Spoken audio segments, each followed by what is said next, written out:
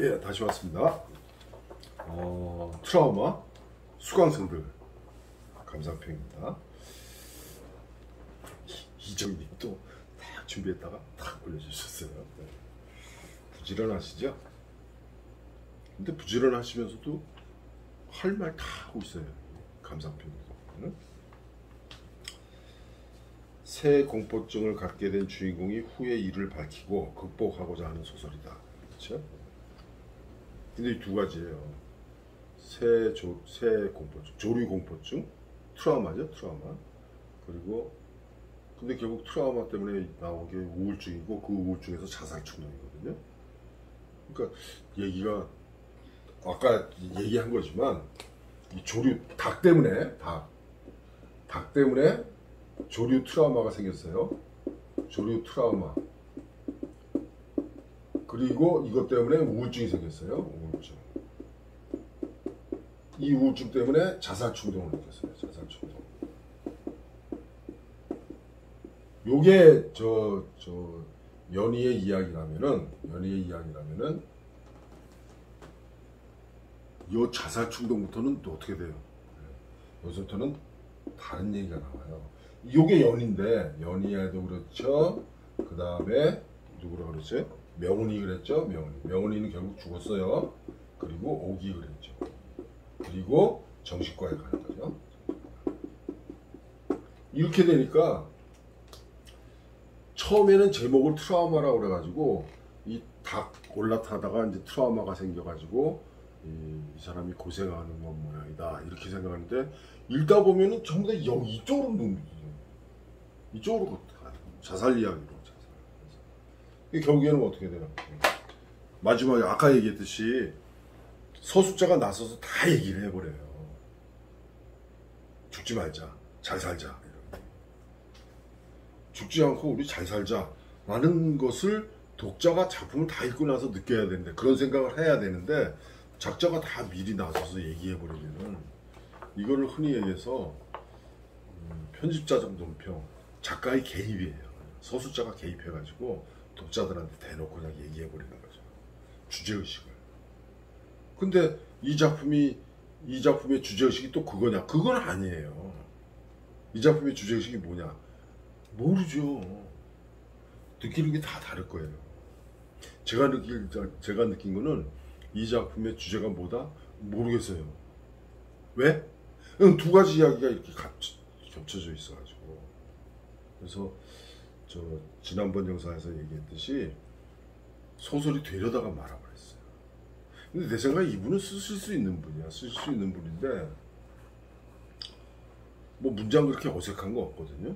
그러니까 이런 문장으로 봐서 충분히 소설을 쓰실 수 있는 분인데 제 생각에는 아마 이 작품이 첫 작품 같아요. 제 생각에는. 근데 첫 작품이 이 정도면은 훌륭하죠. 소설 쓰실 수 있는 분이에요. 다만 우리들이 제가 기대하는 그런 소설은 되려다가 마른 거죠. 이제 수정하면 좋은 작품 나오겠죠. 연희와 세상을 단절시키는 유리막에 대한 표현이 무지개로 비유된 것이 적절치 않다. 무지개하고는 좀 더 달라요. 그러니까 여기서 무지개는 어떻게 돼요? 마지막에 화해하고 나서 그 다음에 이제 무지개로 바뀌는 거죠. 비유적인 표현으로 보면 됩니다. 그 다음에 예를 들어서 38선이라든가 부정적으로 느껴지면서도 넘어갈 수 없는 경계로 표현되면 좋을 것 같다. 맞아요. 아까 얘기했죠. 유리는 어떻게 해요? 시각적으로는 통해요. 시각적으로는 다 보여요. 그런데 공간적으로, 물리적으로는 통과가 안 되잖아. 그죠? 아니면 깨버려야 되니까. 그래서 나중에 다 깨지면서 벚꽃처럼 탁 떨어지잖아요. 그러면서 거기에서 뭐 무지개처럼 느꼈다. 뭐.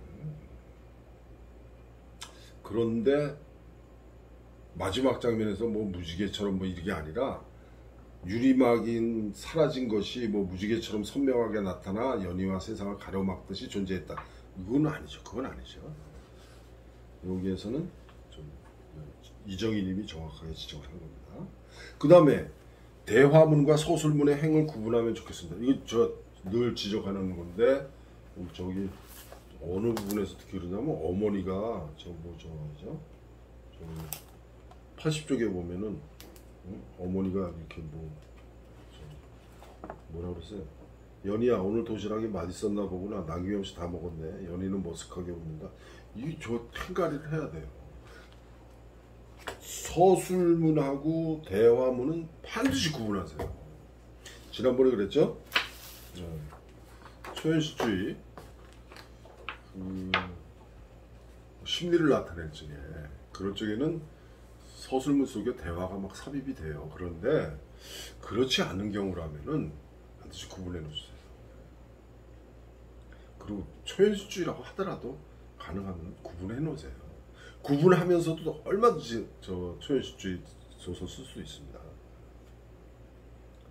그 다음에 여기 지금 이정인님도 그랬죠. 1인칭 주인공 시점이 더 알맞을 것이다. 그렇죠. 그 다음에 조류 공포증에 관련된 사건이 더 있었으면 좋겠다.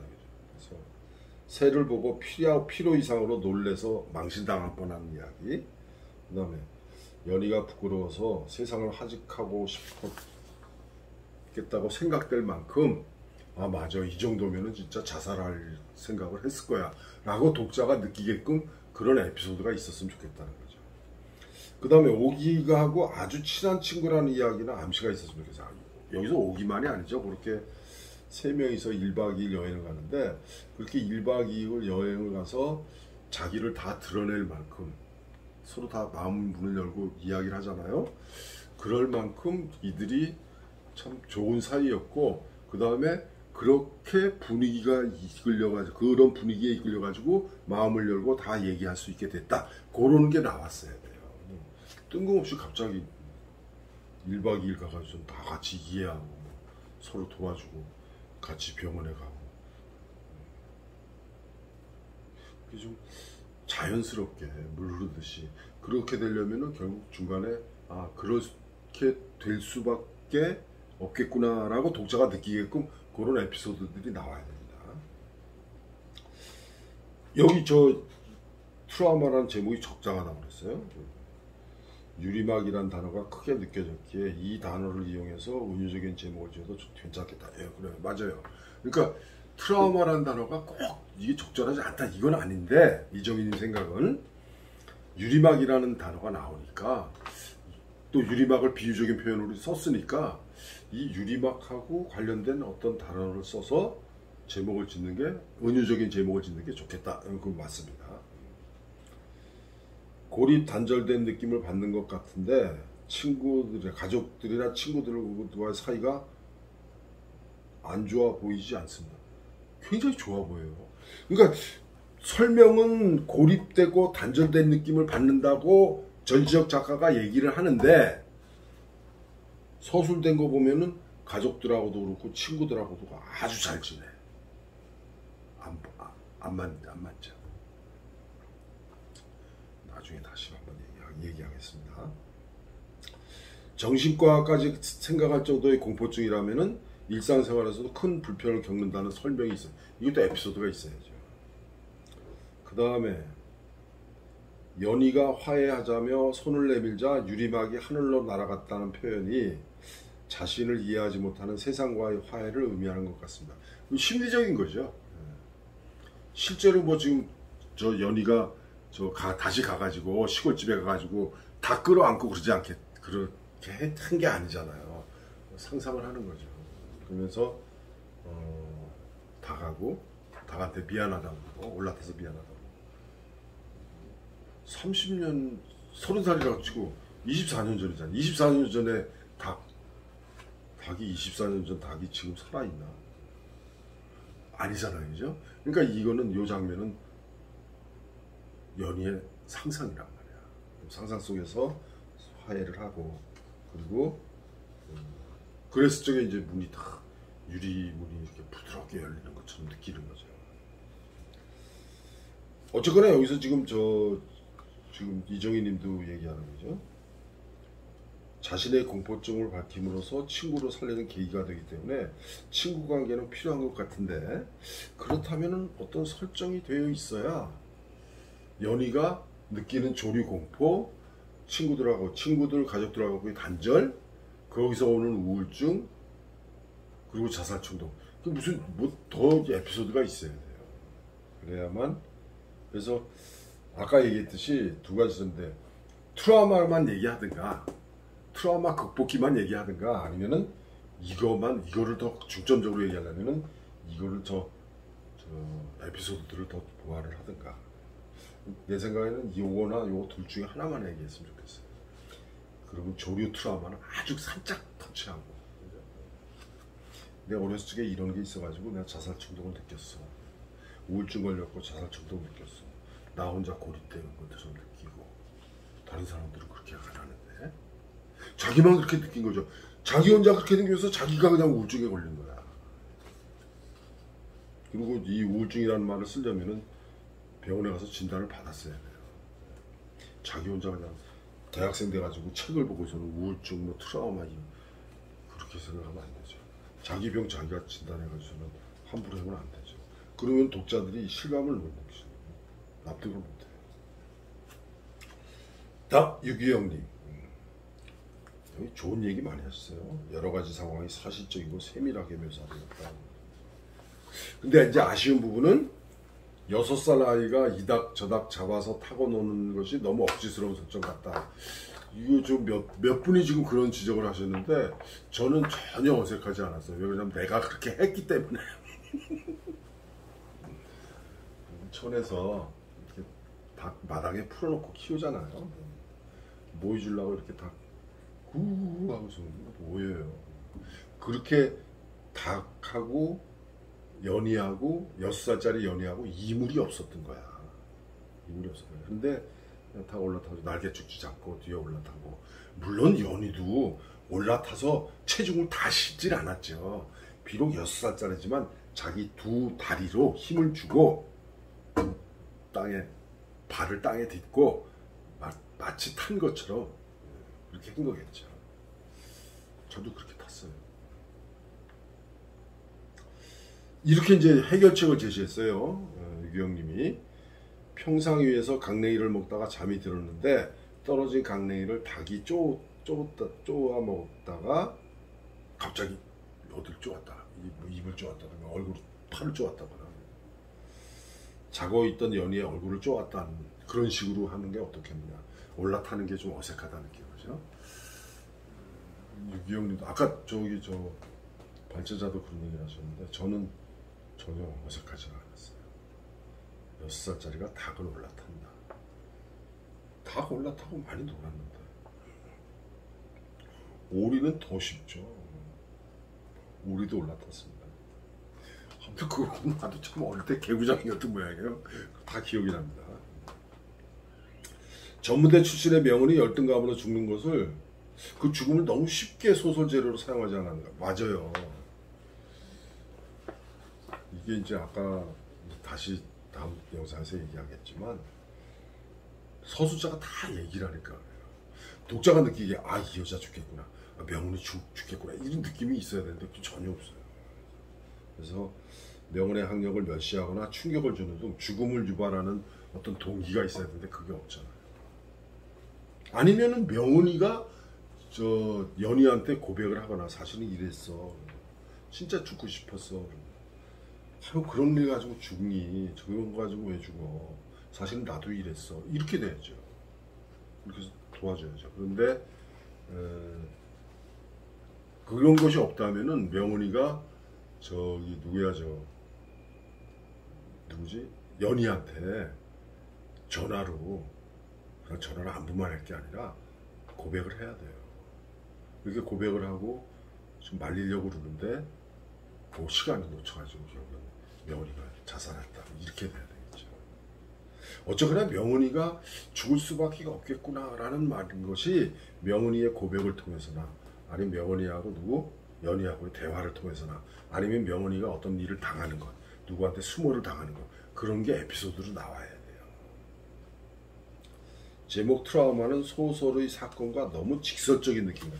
이거 난 조류 트라우마인데 소설 제목이 트라우마니까 뭐 안 될 건 없어요. 안 될 건 없는데 지금 유기영님이 느끼기에는 너무 직접적이다. 그죠? 그래서 사건의 은유나 비유한 제목이 더 좋다. 유리막과 관련된 거 뭐 이렇게 얘기하면 좋을 거예요. 아까 이정님 얘기했죠. 그 다음에 김재영님이 공포가 밀려올 때 숨 막히는 연희의 심리 상태가 잘 나타났다. 그렇죠? 시점은 전지적 작가 시점이므로 엄마보다는 연희 엄마가 맞을 듯하다. 그렇죠. 이게 뭐냐면 초점 화자가 연희다 보니까 연희 엄마 이름만 나오고요. 그 다음에 맨 마지막 부분에서 이거 아주 정확하게 지적했어요. 김재영님이 오기가 연희야 하늘에서 꽃비가 날려 너무 아름답지 않니? 라고 하는데 이상하다. 왜? 하늘에서 꽃비가 날리는 것처럼 느낀 건 누구예요? 연희예요. 연희가 뭐 유리막이 탄산조각 나잖아. 그러면서 그 유리 조각들이 꽃비가 돼서 내리는 것처럼 연희가 느낀 거예요. 그런데 오기가 그걸 느끼고 너무 아름답지 않니? 이렇게 얘기를 해. 오기도 그렇게 느꼈나? 아닌데 서술자가 연희를 초점하자 해가지고 연희가 그렇게 느끼는 것처럼 얘기를 하고 있어요. 근데 갑자기 연희야 하늘에서 꽃비가 날려라고 오기가 얘기하면 이거 어떻게 된 거야? 이렇게 된 거야. 이거 지금 김재영님이 정확하게 지적했어요. 분명 연희가 느낀 유리막이 깨지고 산산조각 난 유리 조각이 하늘에서 벚꽃처럼 떨어지기 시작했다고 했는데 왜 갑자기 이 유리막은 연희만 느끼는 심리적인 것인데 이것을 오기가 봤다는 건 이상하다. 정확하게 지적했네요. 예리합니다. 김재영님 아주 예리해요. 그 다음에 이것도 김재훈님도 6살 여자아이가 마당에 돌아다니는 닭을 말처럼 타고 놀았다? 안 맞는다. 저도 타고 놀았어요. 그 다음에 명은이가 이제 자살하는 것도 여기도 그랬죠. 관련 에피소드가 더 있으면 좋을 듯하다. 그리고 요즘 표현 가지고 우리 김재훈님이 지적을 했는데 저는 아까 80쪽에 엄마하고 연희하고 대화 나누는 부분 있죠. 도시락기. 그 부분이 무슨 기능을 하는지 모르겠어요. 그 어머니가 이렇게 자상하시고 이렇게 사랑스러운 어머니이신데 연희가 내가 자살하고 나면 우리 어머니는 불쌍해서 어떡하나 라는 뜻으로 썼다면은 부족해요. 그래서 저는 그 부분은 겉도는 느낌이에요. 이게 여기서 왜 있지? 뭐 갑자기 뭐 도시락 얘기 나고 뭐 반찬 맛있게 싸줬다는 얘기 나고 엄마 해준 게 제일 맛있어. 그게 여기 왜 나와? 뭐 얘기하다가 조류 트라우마 얘기하고 우울증, 자살 충동 이거 얘기하다가 갑자기 엄마가 도시락 싸준 게 맛있어. 그 얘기가 왜 나와? 재미가 없죠. 연희는 올해 36살 정도로 30년 전이면 8, 90년대일 텐데 상처에 된장을 바르기도 했을까 하는 생각이 든다. 8, 90년대는 상처에 된장을 바르지 않았다. 라고 생각하는 누구지? 김재영 님이죠?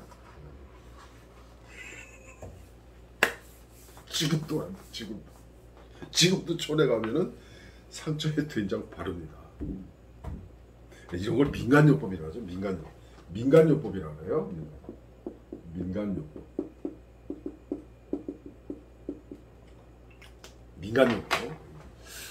이 민간요법은 과학적으로, 의학적으로 증명된 게 없어요. 그런데 왜? 네, 그렇죠. 우리 촌에서 우리 아버지가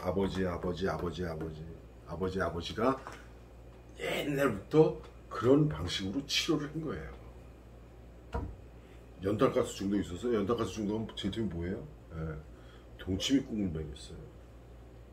동치미국물 먹이는 게 뭐예요? 산소 들이마시게 하는 거예요. 동치미국물. 그리고 지금 뭐 상처에 된장 바른다. 그렇게 했어요. 요즘도 그럽니다. 촌에 가면은. 촌이라고 다 그런 건 아니겠죠. 그죠? 아마 아직도 촌에 약국을 이제 약을 사기가 이렇게 좀 어려운 그런 촌에 가면은 아직도 아니 흔히 얘기해서 마데카 소리 있는데도 된장 발라요. 그냥 그리고 침 바르고 끝나고. 2021년대에도 된장 바릅니다. 민간요법으로. 서울에서도 이런 사람들 있어요. 누구? 할머니, 할아버지. 구식, 옛날식 그런 사고방식에 젖어 있는 그런 할아버지 할머니들하고 같이 사는 어린아이들을 그렇게 해요. 물론 며느리가 무슨 뭐라 그러죠. 그것 때문에 싸우죠. 고부간의 갈등 그렇게 해서도 또 나옵니다.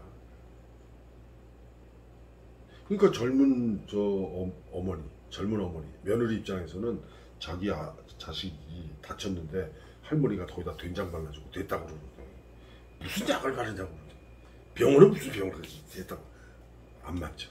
그래서 고부간의 갈등 생기고 그렇습니다. 그런데 상처에 된장 바르기 8, 90년대뿐만 아니라 2021년에도 있습니다. 그러니까 여기서는 얘 촌이라고 나왔잖아요. 촌이라고 나왔으니까 이렇게 트집 잡잡이는 아니 없어요. 참 이것도 이런 것도 보면 참 예리하게 다 지적해냈죠. 누가? 김재영님. 김재영님이 예리한 거예요. 이런 거 다 끄집어낼 수 있으니까. 난 유기영님만 그렇다니 우리 김재영님. 황성훈님. 예. 닭을 보면서 느끼는 공포는 실제로 경험한 것을 이야기한 것처럼 느껴집니다. 그렇죠. 제 생각에도 여기에 나오는 닭을 타고 놀았던 거, 그 다음에 그러다가 넘어지고, 그리고 닭에 대한 어떤 조리 공포, 트라우마, 내 생각에는 이 글을 쓰신 분은 있는 것 같아.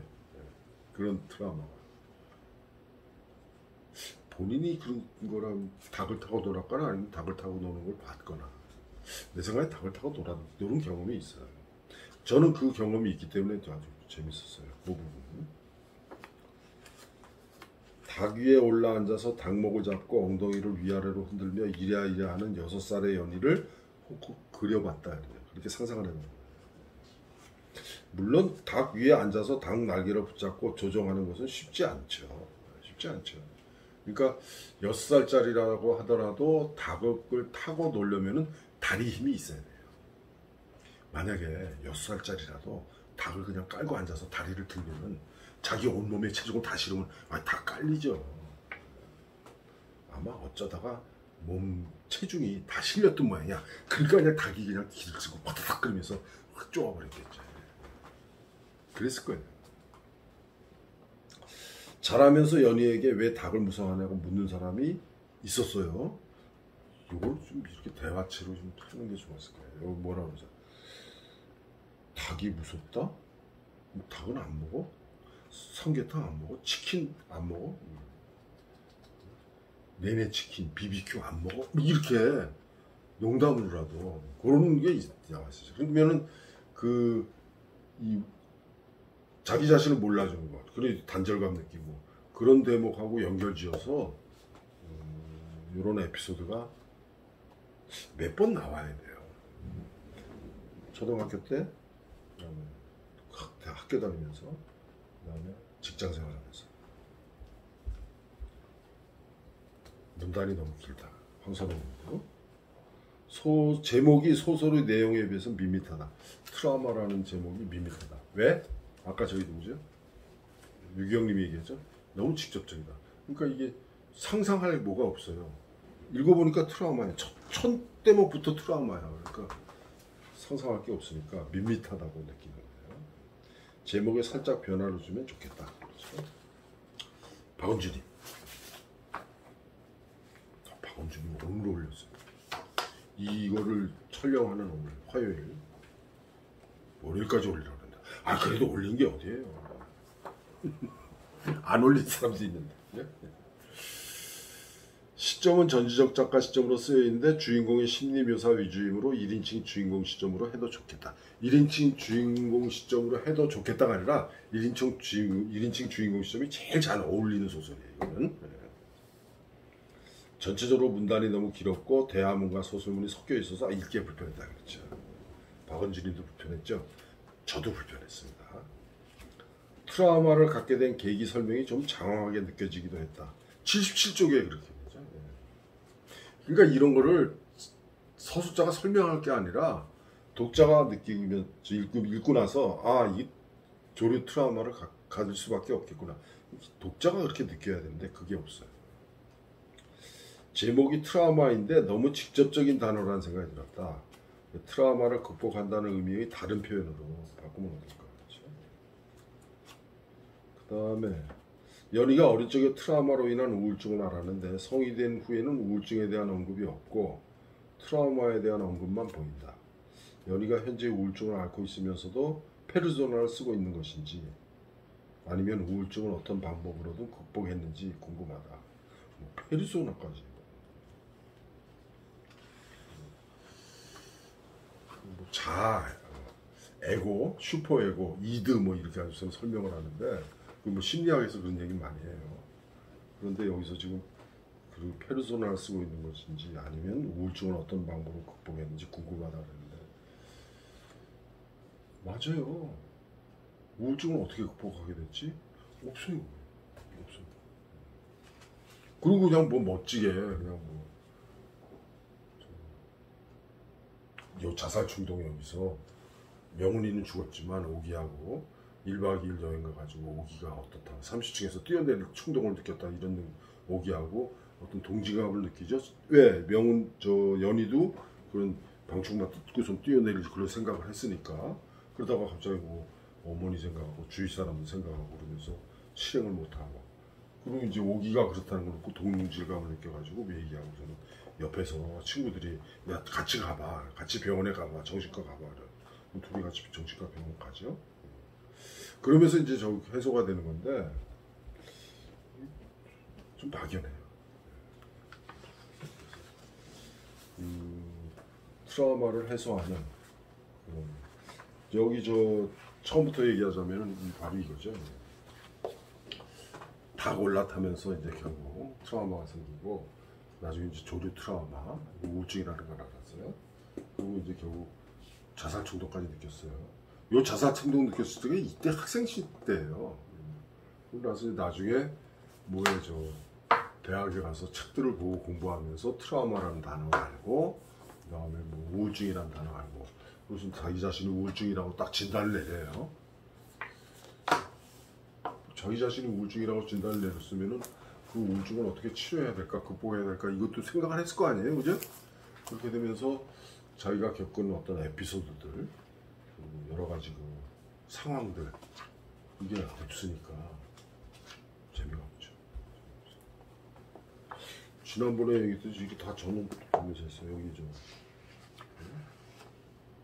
그때 그 일만 없었더라면 여기서 그 일이 뭐예요? 시골에 살지 않았더라면 닭 키우는 새빵에 살지 않았더라면 닭 키우는 집 새빵에 살더라도 그날 집에 부모님이 계셨더라면 부모님이 계셨더라도 내가 닭을 타고 놀지 않았더라면 요것만 없었으면 난 괜찮았을 텐데 이런 얘기인데 이렇게 네 가지를 제시하면서 그 네 가지가 와서 닿질 않아요. 이거 아까 어느 분이 감상에 이렇게 썼죠.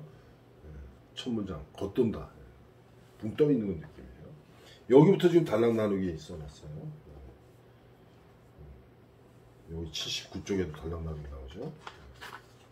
이 제본을 잘못해서 이렇게 떨어졌어요. 그 다음에 80쪽에 보면 큰 따옴표 해놓고선 서수 속에 들어요. 대화가 누나 와서 심판봐줘. 근데 여기 저 이런 얘기 써놨어요. 여기 저 연희야 도시락 맛있었나 보구나. 엄마 내일도 소시지 싸주세요. 짝꿍에게 자랑했거든요. 뭐 이런 이게 뭔 얘기야 이게 갑자기 이해가 안 갔어요. 그다음에 명훈이 얘기. 그 82쪽에 명훈이 얘기가 나오는데 이 명훈이 얘기가 83쪽까지 이어져요. 그런데 단락 나누기도 안 되어 있지. 작가가 다 얘기해 주지. 내가 상상할 게 없어요.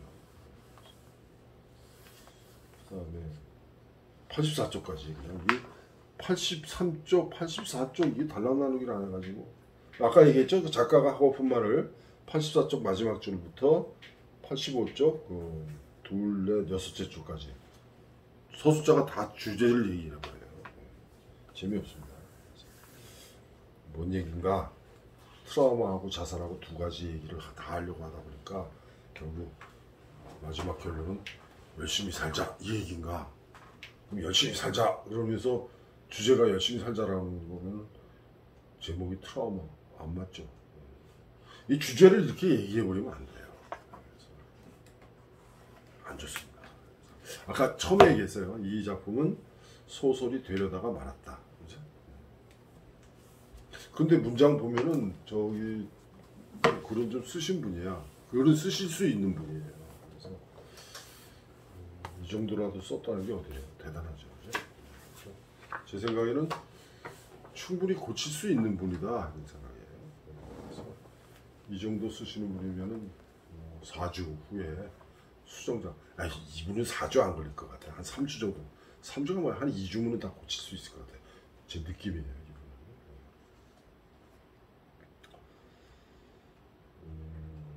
저 이렇게 오늘 강의할 거 적어놓은 거 가지고 대부분의 서사와 성격이 서사, 이야기, 줄거리하고 성격, 인물의 성격이 서술자의 일방적인 말하기로 진행이 돼요. 그래서 독자의 상상력이 작용할 부분이 없어요. 작가가 다 얘기해줘요. 그럼 재미없죠. 두 개의 얘기예요. 아까 첫 번째 강의에서 썼는데 연희의 트라우마 극복기, 조리 트라우마 극복기죠. 6살 때 청소년기 대학생, 그 다음에 직장인 돼서, 그 다음에 무슨 자살 방지 프로그램 같아요. 연희의 자살 충동, 명훈이의 자살, 오기의 자살 충동. 30층에서 뛰어내린다. 정신과 상담하게 되는데 그렇게 하면서 그걸 극복했다는 얘기인데, 그러면서 유리막이 탁 깨지면서 산산조각 나면서 벚꽃처럼 꽃피처럼 내리죠. 그거는 그럴듯한데 너무 쉽게 해결이 돼버리는 그런 느낌이에요. 그 다음에 단락 나누기 대화와 서술문의 구분을 계십니다. 잘못되어 있다는 거. 오늘 23일이죠? 오늘 23일까지 내는 수정작 모로그림빵 변명을 할 수 있는 시간은 언제나 오후예요. 오늘까지 제출하셔야 됩니다. 저기 다음 주까지 제출하는 사람들 있죠? 미리 내도 됩니다. 제출. 꼭 뭐 4주 후에 내겠다. 그렇게 안 하셔도 돼요. 1주, 2주 만에 그냥 수정했다 그러면 보내세요. 보내시면 혹시 알아요? 제가 읽어보고 조금 더 고칠 수 있는데 이 부분 어떻게 또 고쳐보세요. 좀 더 나게 고칠 수 있죠.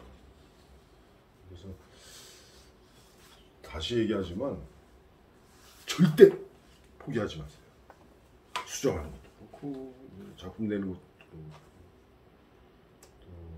수정작 내고 또 강의 참여하는 거, 발제하는 거, 감상문 쓰는 거 절대 포기하지 마시고 열심히 참여하도록 하세요.